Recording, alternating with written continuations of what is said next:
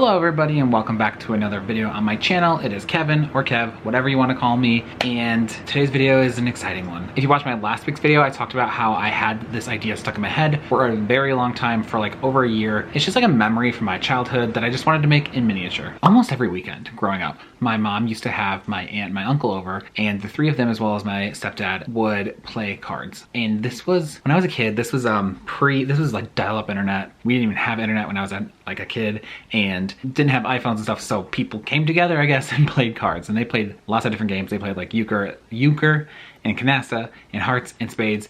I don't know how to play a single one of these games, but I have a really distinct memory in my head of the four of them sitting around a table and playing cards. We had a small kitchen and my mom would put it right in the middle and it would be really cramped, and I just have like this really distinct memory of the four of them sitting around it, playing cards late at night and like eating potato chips and like drinking pop, and I just have it in my head, and I want to try and get it out. Granted, I don't have any of my resin stuff, so I can't do anything liquid. I can't do pop, unfortunately. I don't have a lot of my equipment, a lot of my crafting supplies where I'm currently staying, so this is going to have to be a simplified miniature, which isn't necessarily a bad thing. I wanted to get this out, and I just felt like I've been procrastinating for so long, so maybe if I make it simpler, I will feel more comfortable actually doing it. We're gonna turn the camera around, and we're gonna get started on making this memory I have into a miniature.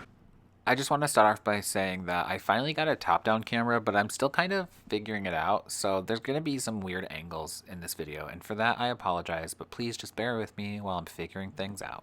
Starting off, I'm just showing you the table that I'm kind of basing mine off of. This isn't the exact one I have, and it's not the exact color scheme I'm going to go for, but it is similar enough that I wanted to use this one. And so I'm just showing you, and something that I like about Amazon, whether or not you shop there, something I like about it is when they have a product, especially furniture, they'll do the length and the width. What is that called? Scale? No, what word am I thinking of? They'll do the size of a product, so it's really easy for you to go in and see what it is, so you can actually convert it into a 12 scale, 48 scale, whatever. But what's nice is that they give you that without having to, go measure your own furniture, or, for instance, this is not something I own.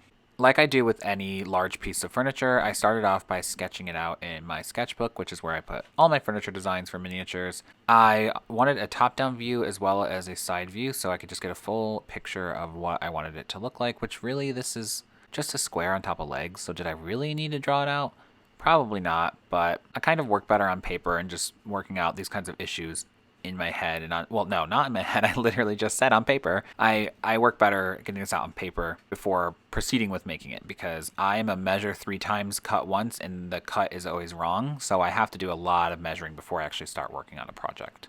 If you've watched any of my other recent videos, you may know that a lot of my stuff is currently in storage, so I went ahead and bought this small self-healing cutting mat, and it's a little bit smaller than I was expecting, but it's actually pretty perfect for the space that I'm in right now. I think it's like 12 inches by like 8 or something, or 6, and it's like a nice little cutting mat, and I do recommend it for anyone that needs like a small one for like a smaller space. I also got these dowel rods, which are going to be working as the legs for the cardboard table, this giant piece of mat board that I'm definitely going to have to cut down, and then I got this armature wire in the jewelry section, which I don't think is armature wire, it's just jewelry stuff. A lot of people in the craft community use these miter shears, is what I think they're called, but as you can see here, at some point in time, I really messed these up. And the ones I got, you can't replace the blade, so they do really work, but I need a new one. It's kind of off screen, or almost off screen, but what I'm doing here is I'm just measuring out how tall each leg should be for the table on the dowel rod using the mat. Earlier I said it was a 12-inch mat. This is definitely like 11 inches. I don't know why I said 12, but it's 11. You can clearly see that. This really should have been easy, and I'm not sure if it's because my blade's messed up, although it's not messed up like in the actual cutting part, just further down. But I'm not sure if it was the blade or if it's this wood of this dowel rod. Maybe they're just cheap because they are like the cheaper like kids craft brand. But something I noticed is that when I started cutting them, they started like shedding really badly. And I guess by shedding, I mean that they were kind of cracking and splintering. And even though it was set to a perfect straight line on the miter shears, it wasn't cutting a straight line. They were coming out crooked and slanted, and I had no idea why. I thought maybe the force of cutting it all at once was too much, so I tried doing 1,000 little cuts as I turned it, and then I tried using the X-Acto knife to cut it, and it was honestly just kind of doing the same thing. They were splintering and just coming out crooked, and I could not figure out why. So eventually I gave up on the miter shears and the X-Acto knife, and I brought out, I forgot what this is called. Is this a saw box? I'm sure someone in the comments will tell me what it is. And this ended up working great. This ended up they were straight and didn't splinter, and I guess sawing is the way to go. After cutting down my giant piece of mat board to fit on my work surface, I meticulously tried to measure out to try and get this to be exact. I am really bad at getting my measurements correctly, so I try really hard. That's why I use the 1, 2, 3 blocks as well as a ruler to try and get everything to be exactly straight. Because again, I mess this up a lot. So if you mess up, don't feel bad. It happens to all of us. And so I meticulously just measured this out. After I cut this out, I realized something though, and I show you here by zooming in that, ignore the ring light, but I show you here that they are actually rounded. So I have this corner rounder, and I really thought this was gonna be easy. I really thought this will cut through like regular paper. No, it did not want to cut through. I tried as hard as I could, and I'm not super strong, but I don't think I'm super weak, and I could not get it through. Eventually, I had to take the 1, 2, 3 block, put on top of the button, and push down as hard as I could. I tried slamming it, as I showed earlier, and like it just would not cut through. Eventually, the 1, 2, 3 block helped me push through. I might have ruined this corner rounder. I love how it looks. Was it worth the corner rounder? I don't know. I talked about this wire that I got earlier at Michael's in the jewelry section. This stuff is good if you want something incredibly hard to work with, something that's going to keep it shaped no matter what you do, no matter how much you bend it, no matter how hard you try. It's not going to do what you want. And then it's going to look dented. It's going to not look like a curved rod. It'll look like you dropped the folding table down a flight of stairs. And that's honestly what this looked like. It was a lot of work. It's very hard to work with. And I don't know if I'd recommend it. I talk about this more later, but it was a very difficult material to work with. And I didn't think to sand it before I tried gluing it down. So when I do go to glue it down, it doesn't stick very well, which you'll see. And it's just, it was a little bit of a nightmare. If you want to make a project like this, maybe find something a little more agreeable to work with. Once I got the shape down though, I picked out this gray paint, which isn't exactly the color of the one I had when I was younger, but I figured it would work. I did see some that were this color, so I painted this and then I went ahead and glued it down. And like I said, I should have maybe sanded the metal or did a different kind of glue because it doesn't stick very well. It comes undone 2 times or 3 times, I believe. I only show you once, but it does come undone multiple times and I had to re-glue it. And it was really testing my patience. Maybe wrong glue, maybe I should have sanded it. In the end, something needed to change.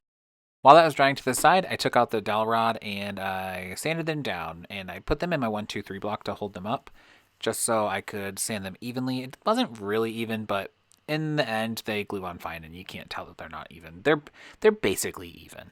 In my last video, I got some expert advice from someone. I won't say their name just in case they don't want me to say, but they recommended that if I'm going to use metallic paint to put down a base coat that matches what you want it to look like. So if it's going to be a gray metallic, to put down gray. So I decided to try that and it actually turned out perfect. I really want to say thank you to that person again. I'm not going to say their name, but I really think this really helped and I really am going to use this going forward. For the cards for this miniature, I actually got these from printmini.com. Well, the non-back side I got. The front side ones. I don't know what you call it, but the side that has the numbers and stuff. I got those from printmini.com and I'll go ahead and link that below. And then I just took a picture of the back side of the card and just duplicated it. And then I went through the tedious part of cutting these all out. And it was pretty tedious, and it took a lot of work, even though I ended up only using like 12. Here I'm showing you where it didn't glue properly. It came undone in like 4 different spots, and I had to re-glue it, and then I waited again, and then it came undone, and then I had to glue it, and so on and so forth, like 3 or 4 times. In the end, it sticks, but it is still like wobbly looking. You can see here that the table ends up collapsing on itself because I was impatient and I tried standing it up before the legs are completely dried. I stuck it back on and then made sure that they were dried before I put it back up. So don't be like me, don't be impatient, wait for things to dry. Your creations won't collapse in on themselves. Then I wanted to make the brace that attaches the table to the legs, the little foldy bit, and so I started by painting this piece of paper the metallic-y color that I have. And I didn't want it to be as gray, I wanted it to stand out a little bit, so I put it on regular white paper so it would still kind of be translucent. I cut the paper into little tiny strips and then I proceeded to glue them on, attaching the leg to the actual table frame. This was really tedious, as are a lot of miniatures. It was a little frustrating, is what I'll say. But in the end, I do think it's worth it. I do think it adds a little bit more realism to it. But it was a little frustrating. But I'm glad I did it.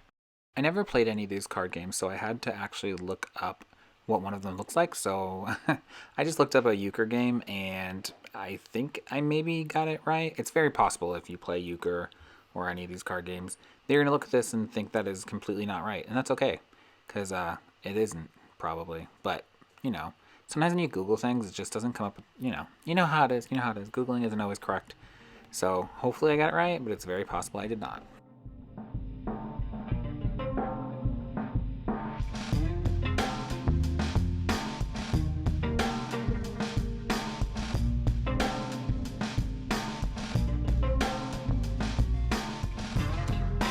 That's it. Like I said, it is simple looking. It is simple. You know, I wish that I honestly had done more, but this gave me a lot of issues. This metal I would not recommend because even though it looks good and it's the right scale, it just, when you bend it, it doesn't stay in place because it's so rigid because it's metal. I should have done some kind of, I thought about doing like a pipe cleaner and maybe like putting paint over it to like get the bristles to stay down. I don't know. This was not the right choice. This, I think it's not armature wire, but it's in the jewelry section, I think, of Michael's. And so, you know, I don't really know how to show this. It's not gonna stay up because I don't want to drop it. Metal was not necessarily the best idea for this project. And I don't super love it, to be honest. Like I like it because I feel like it does encapsulate a lot of that memory I had as a kid. Well, some of the memory, I guess. But honestly, I feel like it's missing a lot. Not only do I remember like glasses of pop, like I said at the beginning, and like potato chips, but I also remember, you know, it was back a long time ago. I'm in my 30s, so when I was young, they all were smokers, so I just remember there being an ashtray. Like I think there was 2, and they were always like, you know, I just have a lot of things I could have added to this table.